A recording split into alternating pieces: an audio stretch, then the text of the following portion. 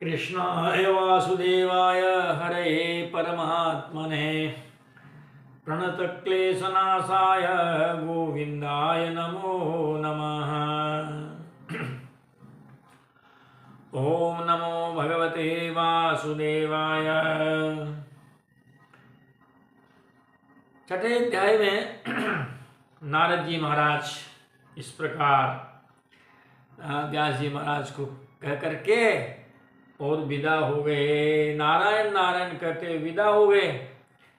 तब महाराज जब विदा हो गए तो फिर सोनक जी महाराज ने पूछा, सोनक जी महाराज ने ये पूछा नारद जी से कि नारद जी महाराज ये बताइए, जब इस प्रकार से जब वो नारद जी महाराज जब इस प्रकार से और व्यास जी से कह करके चले गए, इसके बाद फिर व्यास जी ने क्या किया। सूत जी महाराज कहते हैं, ब्रह्म नद्यां सरस्वत्यां आश्रम पश्चिमे तटे सम्या प्रासैति प्रोक्त ऋषीणाम सत्रवर्धन।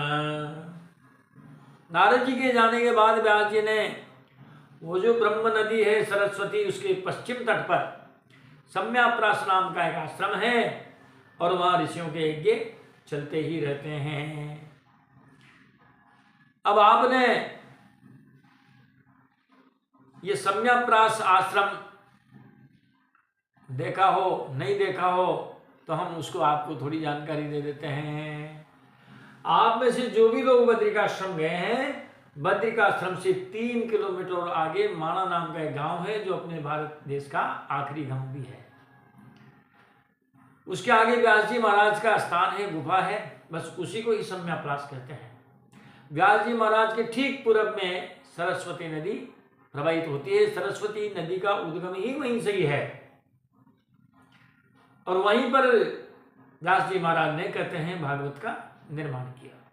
तो नारद जी के जाने के बाद व्यास जी महाराज ने अपने आश्रम पर ही और क्या किया, कहते हैं तस्मिन् स्वआश्रमे व्यासो बदरी खंड मंडिते उपस्पृश्य प्रणीदध्यो मनः स्वयं। प्रणीदध्यो मनः प्रणीदध्यो स्वयं मनः प्रणीदध्यो, स्वयं ने ही अपने मन में भगवान का ध्यान लगाया।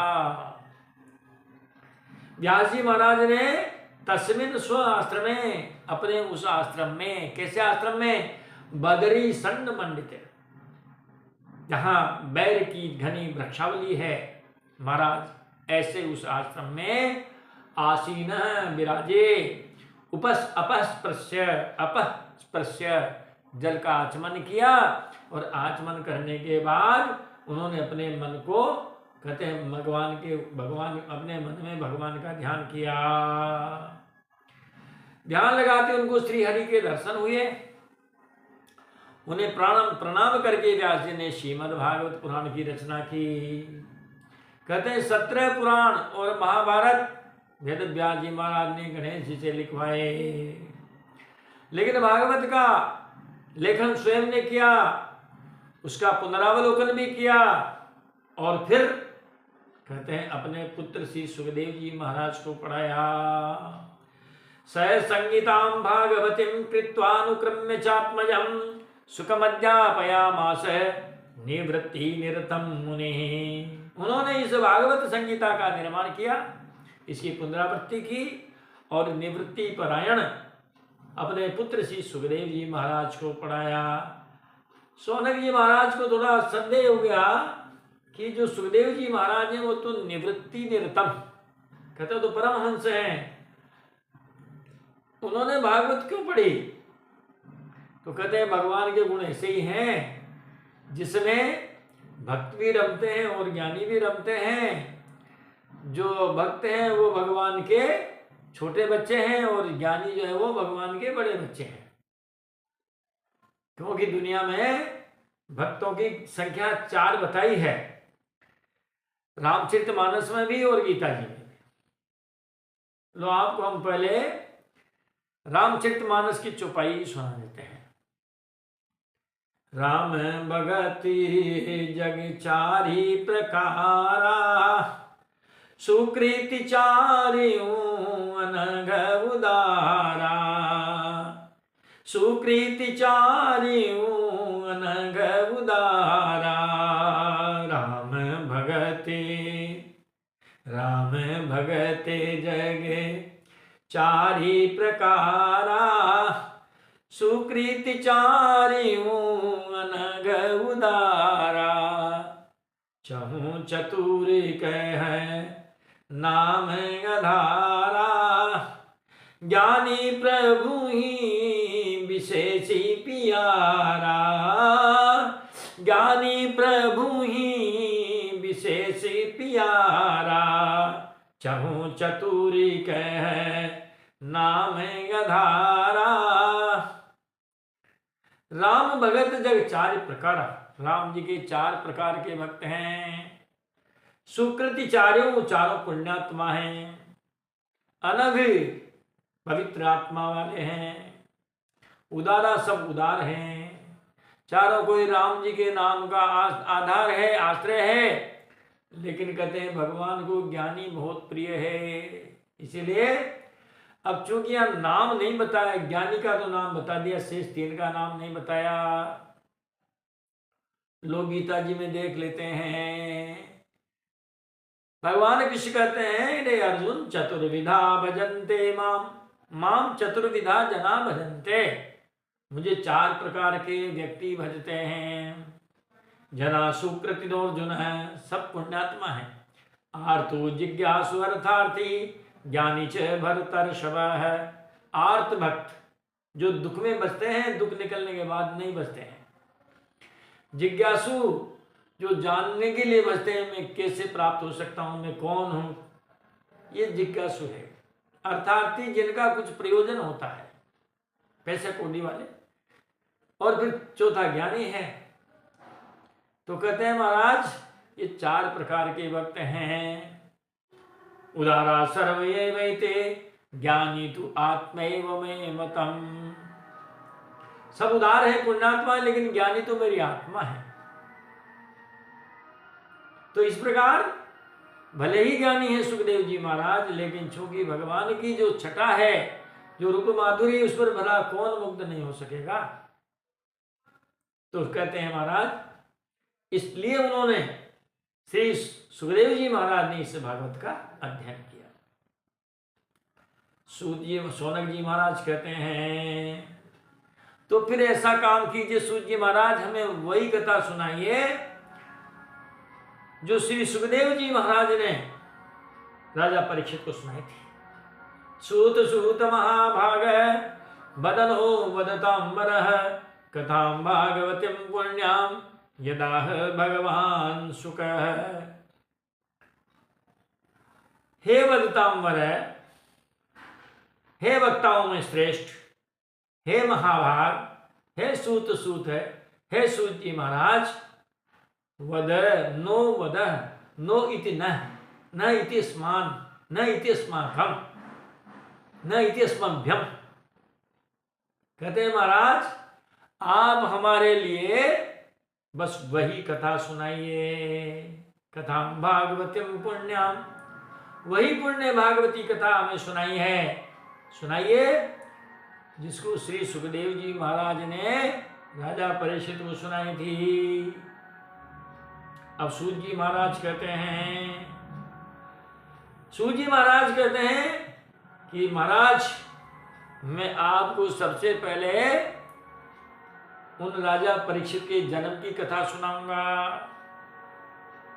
भाई कथा तो तब सुनेंगे जब श्री व्यास जी महाराज भी उपस्थित होंगे और परीक्षित जी महाराज भी उपस्थित होंगे। अभी परीक्षित जी महाराज का जन्म ही नहीं हुआ है।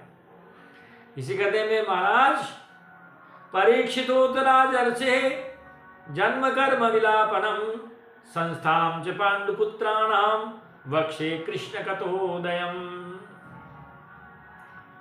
राजर्षि परीक्षित का मैं आपको उनका जन्म भी सुनाऊंगा, उनके कर्म भी सुनाऊंगा और उनकी मृत्यु के बाद क्या गति मिली उनको, ये भी मैं सुनाऊंगा।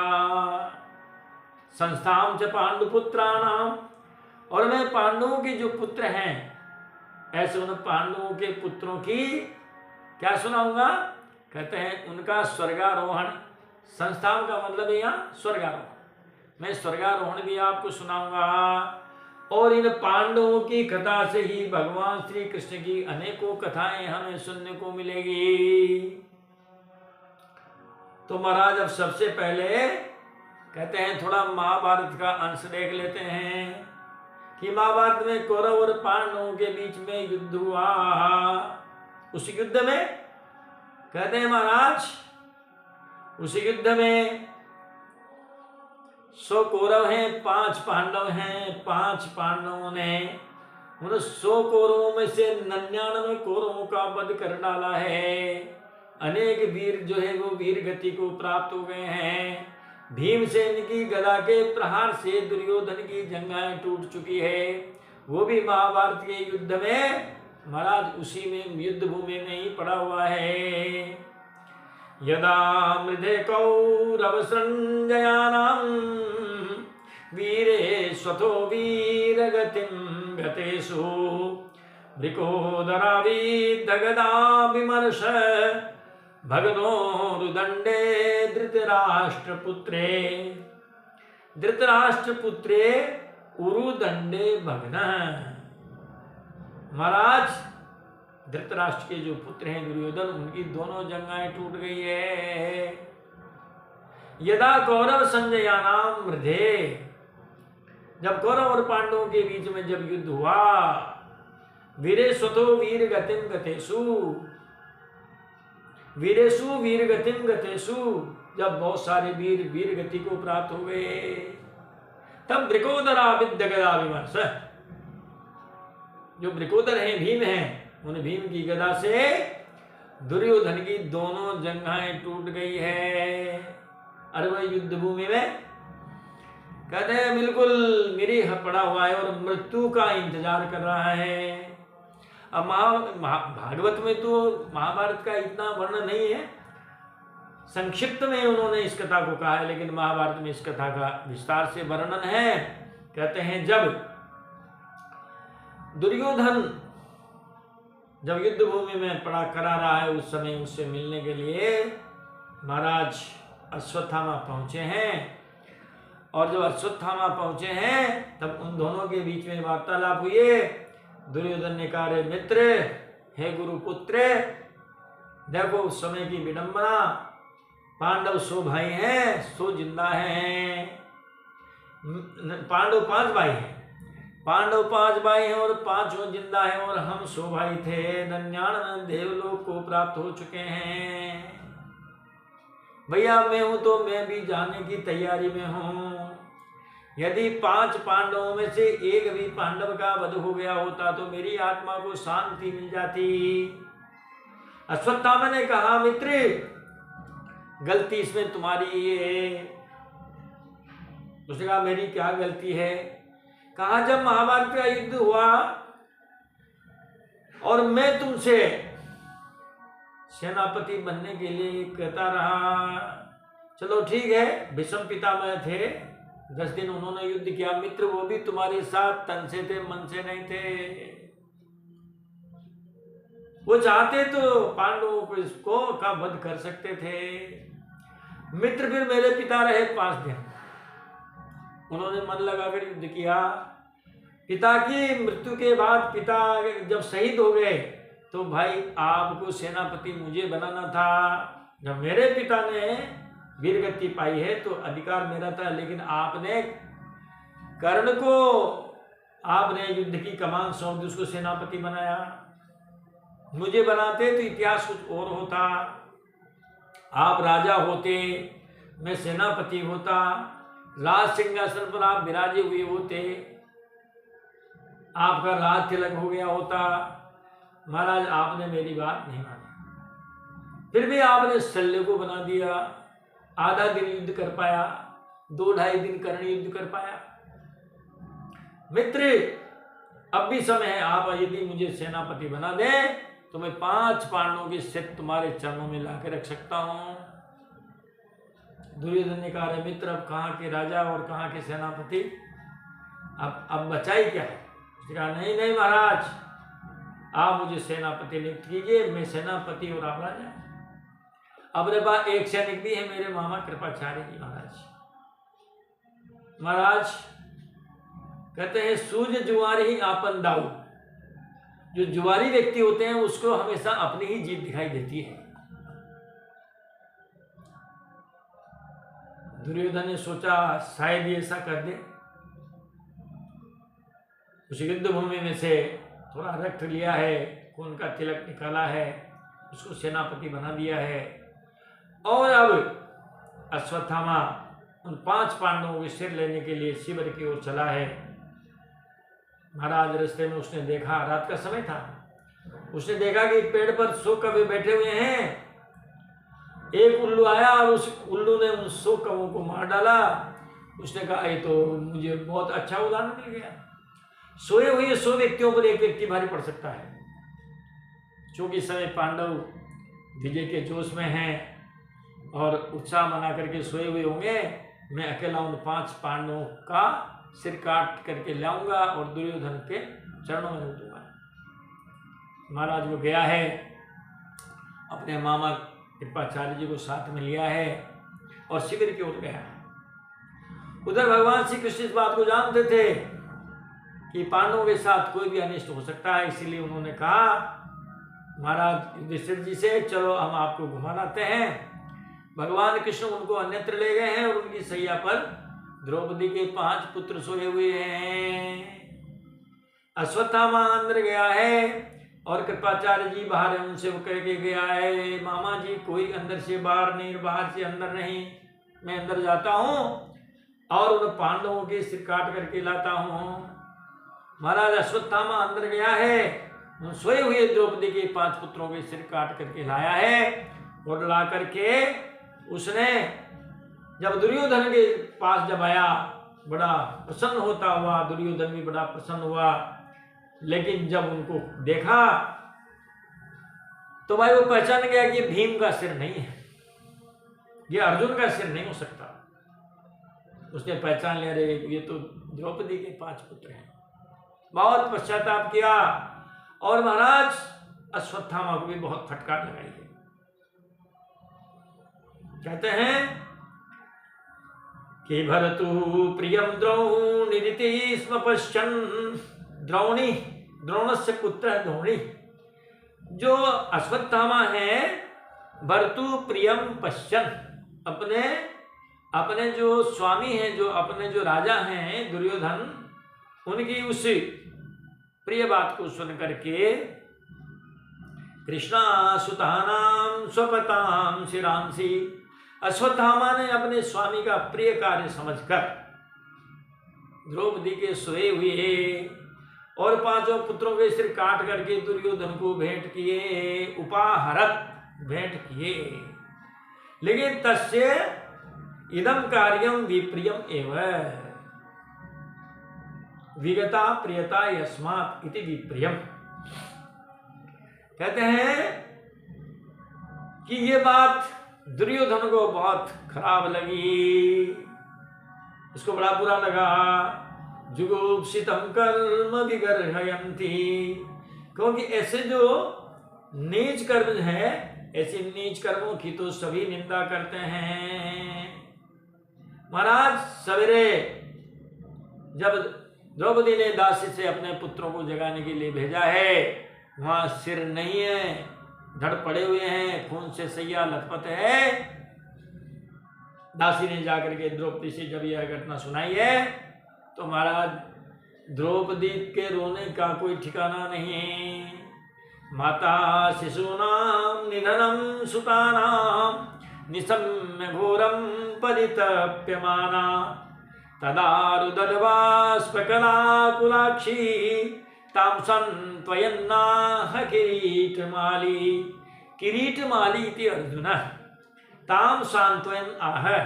उस द्रौपदी को सांत्वना देते हुए कहने लगे, क्योंकि शिशुनाम सुतानाम माता निधनम निशम्य, वो माता द्रौपदी अपने उन नन्हे बच्चों के और उस निधन को, उस मृत्यु को सुन करके घोरम परितप्यमाना, अत्यंत दुखित हुई।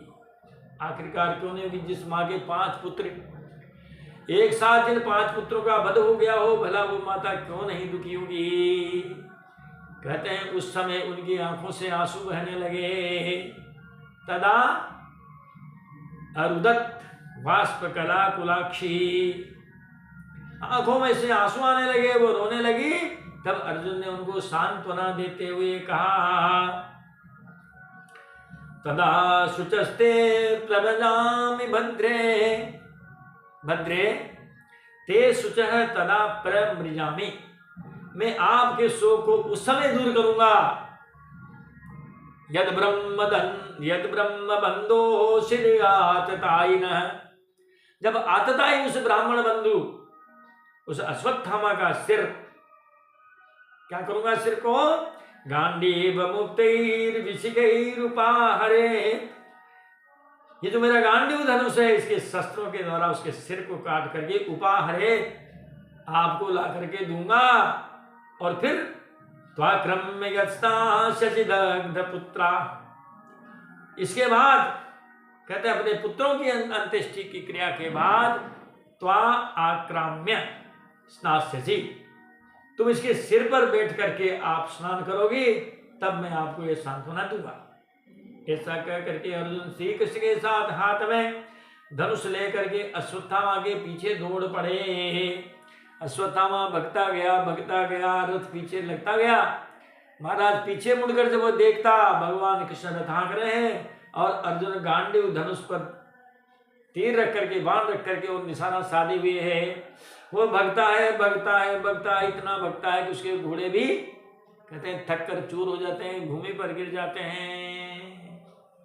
यदा शरणमात्मानं ऐक्षत श्रांतवाजिनम, श्रांतवाजिनम जिसके घोड़े थक गए हों, आत्मानम अशरणम यदा ऐक्षत, जब उसने अपने आप को असुरक्षित महसूस किया, तब अस्त्रम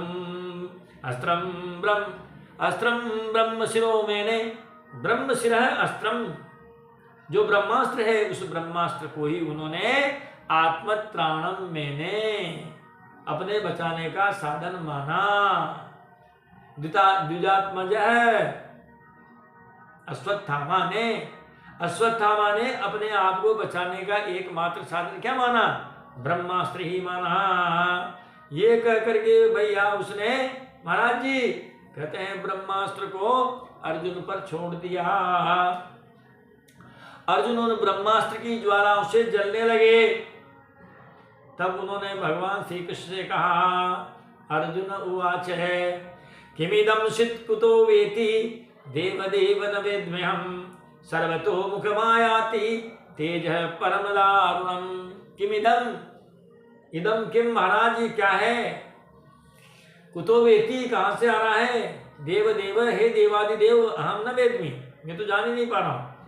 सर्वतो मुखमायाति, सभी ओर से महाराज परम दारुणम तेज है आयाति, ये बड़ा परम दारुण भयंकर जो तेज है ये सब ओर से मेरी ओर आ रहा है। महाराज ये क्या है, क्यों है, कहाँ से आ रहा है, मुझे कोई मालूम नहीं पड़ रही है।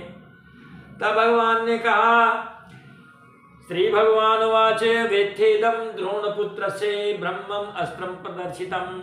भैया जो द्रोणाचार्य जी का पुत्र है अश्वत्थामा, उसने तुम्हारे ऊपर ब्रह्मास्त्र का संधान कर दिया है। जब उसने देखा कि मेरी मृत्यु निकट है, किसी प्रकार में बच नहीं सकता, तब अन्य साधन नहीं होने के कारण उसने तुम्हारे ऊपर ब्रह्मास्त्र ही छोड़ दिया है। नैवासो वेद संगार, उसने ब्रह्मास्त्र चला तो दिया लेकिन इसको लौटाना वो जानता नहीं। प्राण बाधा उपस्थिते, प्राण बाधा उपस्थिते, श्लोक में प्राण बाध उपस्थिते, विसर्ग लोप संधि है, यह लोप संधि कर दो, विसर्ग लोप संधि कर दो।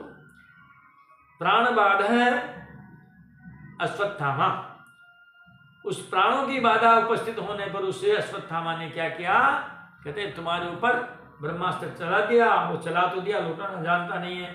और आप उसको लौटाना जानते हो, क्योंकि न यशान्य तमम किंचित अस्त्रम प्रत्यवकर्षणम। ये जो ब्रह्मास्त्र है इसका निराकरण किसी भी अस्त्र से हो नहीं सकता। इस अस्त्र को आप किसी दूसरे अस्त्र से दबा नहीं सकते। इसलिए जय अस्त्र तेज उन्नतम अस्त्रज्ञो यस्त्र तेजसा। अर्जुन अस्त्रज्ञ, तो अस्त्रों के संचालन में कुशल हो, इसलिए आप इस ब्रह्मास्त्र को ब्रह्मास्त्र के द्वारा ही शांत कीजिए। भगवान के कहने पर अर्जुन ने ब्रह्मास्त्र को ब्रह्मास्त्र से ही शांत कर दिया। सूत जी महाराज सोनकादि ऋषियों को कथा सुना रहे हैं। कहते सूत उवाच है तथा साध्य तरसा दारुणम गौतमी सुतम बबंधा वर्षताम राक्षः पशुम रसनया यथा। कहते अमर्ष ताम्राक्ष अर्जुन, अमर्ष इति क्रोध, क्रोध के कारण जिस अर्जुन की आंखें बिल्कुल लाल हो रही है, ऐसे उस अर्जुन ने कहते हैं तरसा इति शीघ्रेण, बड़ी तीव्रता के साथ शीघ्र के साथ जाकर के अश्वत्थामा को पकड़ लिया और पकड़ करके उसको बांध दिया। यथा पशु रसनया बबंध, जैसे कोई व्यक्ति पशु को रस्सी से बांधता है, इसी प्रकार अर्जुन ने अश्वत्थामा को पकड़ करके बांध दिया और अपने शिविर में लौट आए। द्रौपदी के सामने अश्वत्थामा उपस्थित है। तथारितं पशुवत् पाशबद्धं अवाङ्मुखं कर्मजुगुप्सितेन निरीक्ष्य कृष्णापकृतं गुरोः सुतं वाम स्वभावा कृपया ननाम च। तथारितं पशुवत् पाशबद्धं, तथारितं पशुओं की भांति बांध करके लाए हुए ऐसी अवस्था में उस अश्वत्थामा को, जो अवाङ्मुखम कर्म जुगुप्सित है ना, कर्म जुगुप्सित है ना अवाङ्मुखम, नीच कर्म करने के कारण जिसका मुख नीचे की ओर झुका हुआ है, ऐसे उसको देख करके गुरोः सुतम निरीक्ष्य, अपकृतम गुरोः सुतम निरीक्ष्य, ऐसे उस अपकार करने वाले, नीच कर्म करने वाले उस अश्वत्थामा को देख करके कृष्णा इति द्रौपदी वाम स्वभावा, वाम शब्द के दो अर्थ हैं। वाम यानी उल्टा भी होता है और वाम का मतलब सुंदर भी होता है। यदि उल्टा होता तो क्यों कहते वामदेवाय नमः। वाम शब्द से दो अर्थों होता है, वाम शब्द के दो अर्थ होते हैं। कृपया नाम च, अश्वत्थामा के उन पर उनको दया आ गई, कृपा आ गई और बोली, कहते हैं उवाचे चा सहन्त्यस्य बंधनानयनम सती, सा सती उवाचे, वो सती बोली, बंधनानयनम असहंती, अस्य बंधनानयनम असहंती च, अश्वत्थामा को बंधन में देख करके और उसके बंधन को सहन नहीं करती हुई महाराज वो बोलने लगे। उच्चताम उच्चताम ऐसे उच्चताम, ऐसे मुच्यताम, ऐसे मुच्यताम, आप इसको छोड़ दीजिए, छोड़ दीजिए। ब्राह्मणो नितराम गुरु, क्योंकि जो ब्राह्मण हैं ये हम लोगों के अत्यंत पूजनीय हैं। आपने इनके पिताजी से सारी विद्याएं ग्रहण की है। सरहस्यो धनुर्वेद सविसर्गोपसंयमः अस्त्रग्रामश्च भवता शिक्षितो यदनुग्रहात्, यदनुग्रहात् जिनकी कृपा से, जिन द्रोणाचार्य जी की कृपा से आपने रहस्यों के साथ सारे धनुर्वेद, उनके प्रयोग और उपसंहार के साथ साथ सारे अस्त्र शस्त्रों का ज्ञान प्राप्त किया है। समझ लीजिए स एष भगवान द्रोण प्रजारूपेण वर्तते।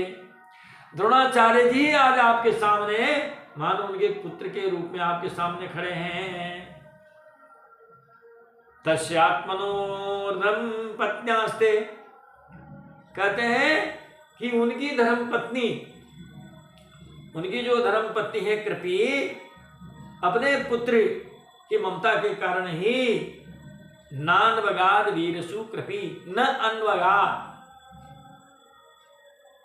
वो उनके मार्ग का अनुगमन कर सकती थी। द्रोणाचार्य जी महाराज जब शहीद हुए, उनकी अंत्येष्टि हुई, महाराज ये जो कृपी है उनकी पत्नी है, ये उनके साथ सती हो सकती थी, लेकिन पुत्र के मोह के कारण ही ये जीवित है। यदि इसके पुत्र को अगर आप मार देंगे तो माता जी का कितना बुरा हाल होगा। मैं चाहती हूं कि मारोदीत अस्य जननी, अस्य जननी मां अरोदित, इसकी मां रोए नहीं, अश्वत्थामा की मां कृपी रोवे नहीं।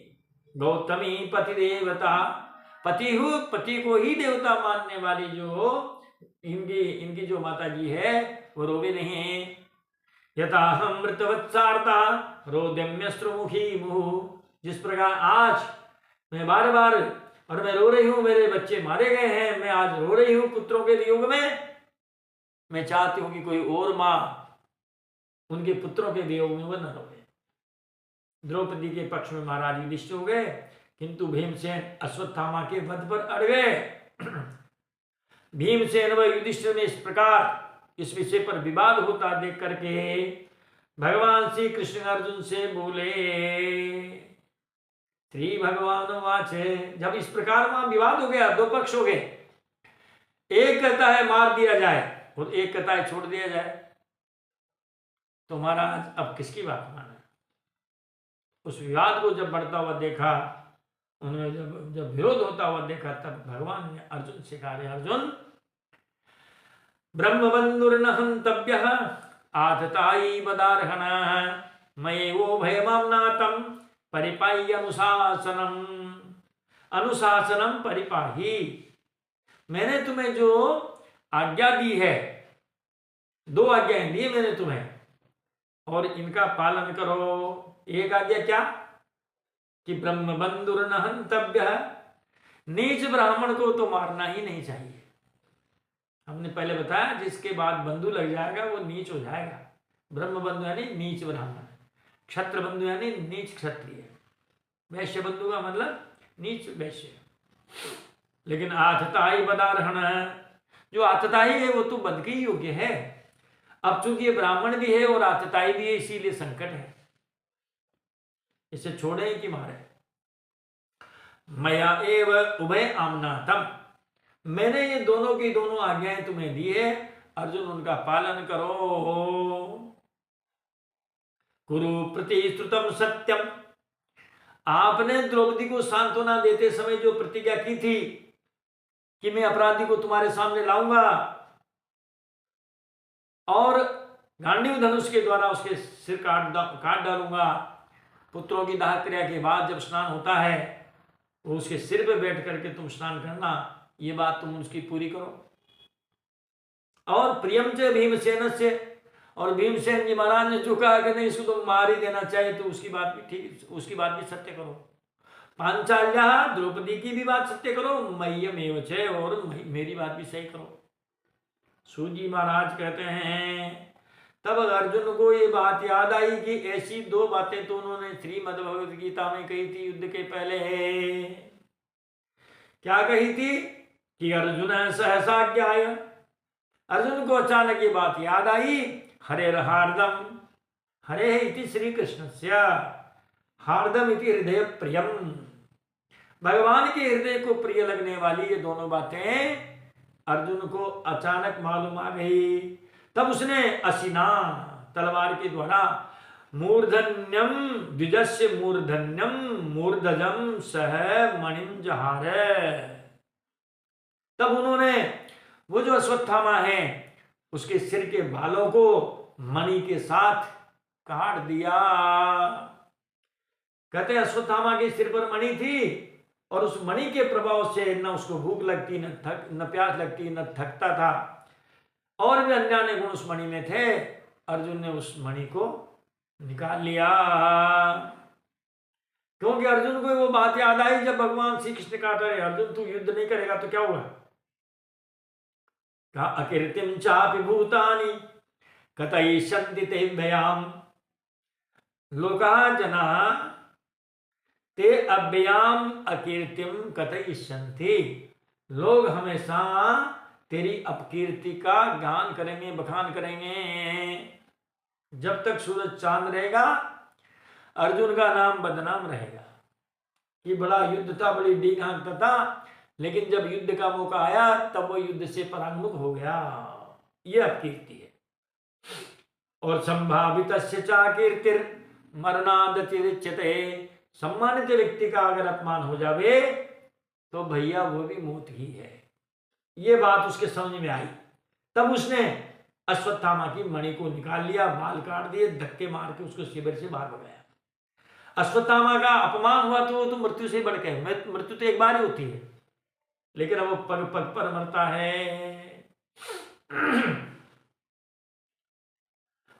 कहते हैं चौपाई गोस्वामी तुलसीदास जी महाराज ने भी इसी के समर्थन में चौपाई लिख दी है। संभावित कहूं अपे जैस लाहू, मरण कोटि सती दारुण दाहू। संभावित कहूं अपे जैस लाहू, मरण कोटि सती दारुण दाहू। महाराज ये चौपाई जो है ये अयोध्या कांड की। कहते हैं सम्मानित व्यक्ति का अपमान हो जाए महाराज तो यहां भी संभावित शब्द है और वहां भी संभावित ही शब्द है। गोस्वामी तुलसीदास जी ने मानो इस गीता जी के श्लोक का अनुवाद किया हो। भागवत में अन्यत्र भी जब सती मैया नहीं मानी और पिता के यज्ञ महोत्सव में जाने लगी बिना निमंत्रण के शिव जी के, तब शिव जी ने भी ये कहा था कि यदि व्रजिष्यत्यतिहाय मद्वचो भद्रं भवत्या न ततो भविष्यति। संभावितस्य स्वजनात् पराभवो यदा ससत्यो मरणाय कल्पते। सती देवी यदि तुमने हमारी बात नहीं मानी, यदि तुम वहां गई तो तुम्हारा कल्याण नहीं होगा, क्योंकि सम्मानित व्यक्ति का अपने व्यक्तियों के द्वारा अपमान हो जाए तो मृत्यु से भी बढ़कर होता है। इस प्रकार उसका अपमान करके कहते हैं विमुच्य रसनाबद्धम बाल हत्याहत प्रभम तेजसा मणिनाहीनम शिविरान निर्यापयात। शिविरान निर्यापयात, शिविर से बाहर निकाल दिया। रसनाबद्धम विमुच्य, उस रस्सी से बंधे हुए उसको जो है उससे रस्सी के बंधन से खोल करके। बाल हत्या अथ प्रभम, बच्चों की हत्या करने से जिसका तेज खत्म हो गया था, समाप्त हो गया था, उसके न छटा थी न कुछ प्रकाश था। और फिर तेजसा मणिना ही ना, वो जो तेजस्वी मणि थी उस मणि से भी हो रही था। इस प्रकार अश्वत्थामा को शिविर से बाहर निकाल दिया। कहते हैं ब्राह्मण को मृत्यु दंड नहीं देना चाहिए, कुछ और भी उसके लिए दंड का विधान है। वपनम, सिर के बाल काट दिए जाए, दाढ़ी मूछ काट दी जाए। द्रविणा दानम, उनका धन छीन लिया जाए। स्थानात् निर्यापणम तथा, और उसको कहते हैं स्थान से बाहर निकाल दिया जाए, उसको देश निकाला दे दिया जाए। ऐसा ही ब्रह्म बंधु नाम बधो नान्योस्ति देहिका है। इसके अलावा ब्राह्मणों को और कोई शारीरिक वध का विधान नहीं है। पुत्र शोकातुरा सर्वे पांडवा सकृष्णया स्वानामृतानाम यत्कृत्यम चक्रुर्निर्हरणादिकम। चूंकि द्रौपदी के 5 पुत्रों का वध हो चुका था, इसीलिए पुत्रों की मृत्यु से द्रौपदी और पांडव सभी लोग शोक से व्याकुल हो रहे थे। कृष्णया सह द्रौपदी के साथ सर्वे पांडवा, सारे जो पांडव थे वो क्या थे? पुत्र शोकातुरा, पुत्र की शोक से बड़े व्याकुल थे। इसीलिए अब स्वानाम मृतानाम यत्कृत्यम, अपने जो कुटुंबी हैं, अपने जो परिजन हैं, उन सब मरे हुए परिजनों का जो दाहादि क्रिया है, वो दाहादि क्रिया उन्होंने की। निर्हरणादिकम चक्रु, अंत्येष्टि क्रिया चक्रु, सारे के सारे उन सभी ने मिलकर के उन बच्चों का अंतिम संस्कार किया। यहाँ पर 7वां अध्याय विश्राम लेता है और फिर आगे क्या होता है इसकी कथा को हम अगले जो वीडियो बनेगा अगला उसमें बताएंगे।